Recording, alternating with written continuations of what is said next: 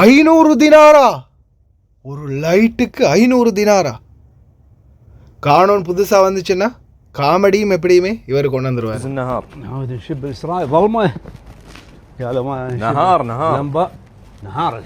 அஸ்ஸலாமு அலைக்கும் வரஹ்மத்துல்லாஹி வபரகாத்துஹு. அன்பார்ந்த அனைத்து உறவுகளுக்கும் இனிய மாலை வணக்கம்.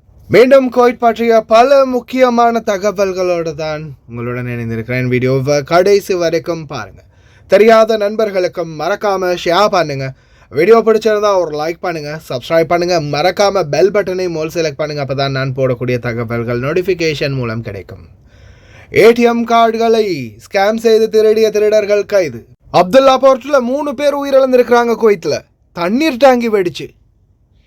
எக்ஸ்பிரஸ் வே மாஷா அல்லா தபாரக் ரஹ்மான். கோடான கோடி நன்றிகள் பணி அமைச்சகத்துக்கு சாரதிகள் சார்பாக. இப்போவே உங்களுடைய சிவில் ஐடியில் உள்ள ஃபோட்டோவை சேஞ்ச் பண்ணிக்கொள்ள முடியும். உங்களுக்கு பார்க்கலாமா அனைத்து தகவல்களையும். வீடியோக்குள்ளே போகிறதுக்கு முன்னாடி காலையில் 9 மணிக்கு பார்க்கிங் லைட் இருக்கு இல்லையா, பார்க்கிங் லைட்டு அது ஆனில் இருந்த குற்றத்துக்காக 500 தினார் அபராதம். வாகனத்துடைய பார்க்கிங் ஹட்டுக்குள்ளே லைட் ஆனில் இருந்ததால் நடந்த சம்பவம்.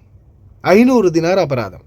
அதுக்கு இவர் ஒரு காமெடி வீடியோவும் போட்டிருக்காரு. منصور هلا شو عندك اسراي بعز النهار؟ نعود نشب الاسراء ظلمه يا لا ما نهار لمبه نهار الحين. طيب يا عبالي ليله انا طفي الفتيله وانا عبالي ليل كل هالمده لهنا قاعد تهدم الخرعه. قالوا بعد مخالفه وهذا وين ما فينا حيل ندفع. هي واثاري غترتي نازله وايد شنها بوشيه. ظلمه صاير.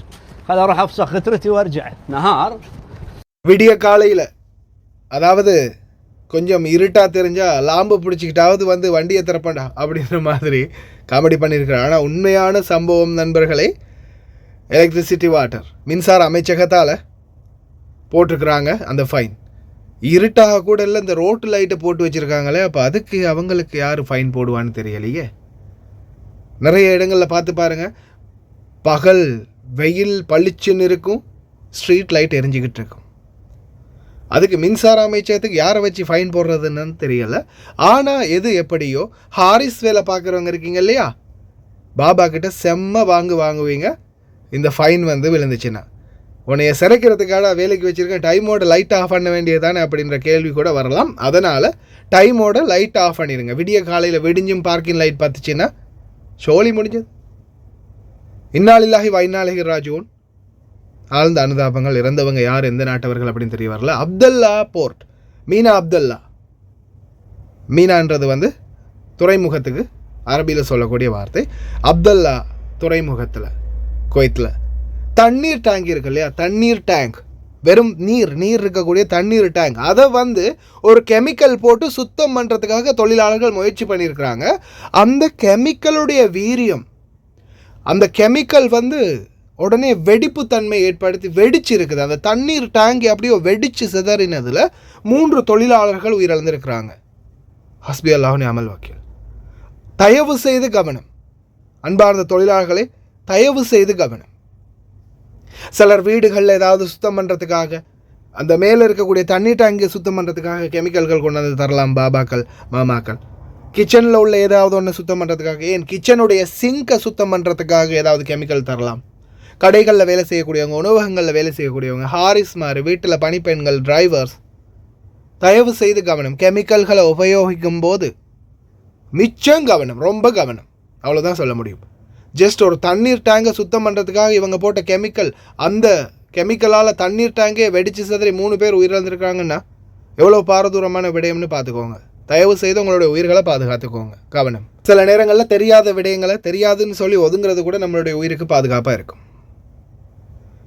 ஏடிஎம் திருடர்கள். பாகிஸ்தானி, பங்களாதேஷ் நாட்டை சேர்ந்த சில நபர்கள் ஏடிஎம்மில் ஸ்கேம் பண்ணி ஏடிஎம்மில் திருட்டு வேலைகளில் ஈடுபட்டிருக்காங்க. இப்படியான நபர்கள் 3 பேர் வந்து கைது செய்யப்பட்டிருக்கிறாங்க. அடுத்ததாக இப்போ ரீசெண்டாக கூட நானும் என்னுடைய ஐடியா ரொம்ப கஷ்டப்பட்டு பல பிரச்சனைக்கு மத்தியில் ட்ராவல் பேண்டோட புதுப்பிச்சு எடுத்திருக்கிறேன். அந்த டைமில் பார்த்திங்கன்னா என்னுடைய பழைய ஃபோட்டோவை மாற்றி நான் புது ஃபோட்டோ ஒன்று அப்டேட் பண்ணேன். நிறைய பேர்கிட்ட நான் கேட்டிருந்தேன், அந்த வீடியோவில் கேட்டிருந்தேன், உங்களுக்கு தேவைன்னா சொல்லுங்கள் அப்படின்னு. அதே மாதிரி அந்த வீடியோ வந்து போட வேண்டிய சூழல் இப்போ வந்திருக்குது. என்ன அரப் டைம்ஸில் அதையும் தெரிவிச்சிருக்கிறாங்க. சஹல் மூலம் ஈஸியாகவே உங்களுடைய பழைய ஃபோட்டோவுக்கு பதிலாக இப்போ நிறைய பேர் வந்து கிட்டத்தட்ட 5 வருஷம் 10 வருஷத்துக்கு முன்னாடி உள்ள அதே ஃபோட்டோவோடையே இருப்பீங்க. புதுசாக ஒரு ஃபோட்டோவை மாற்றினீங்கன்னா ஒரு பிரச்சனையும் இல்லை, அதுக்கு பெரிய அளவில் பேமெண்ட் வர போகிறதும் இல்லை. புதிதாக நீங்கள் அக்காமா அடிக்கும்போது அடிக்கிறதுக்கு முன்னாடி அக்காமாக்கு பாபா அப்ளை பண்ணிடுறாங்கன்னா அந்த பக்கமே நீங்கள் உங்களுடைய சஹல் அப்ளிகேஷனில் போய் டைரெக்டாக சர்வீஸ் அப்படின்னு இருக்கிறத டச் பண்ணுங்கள்.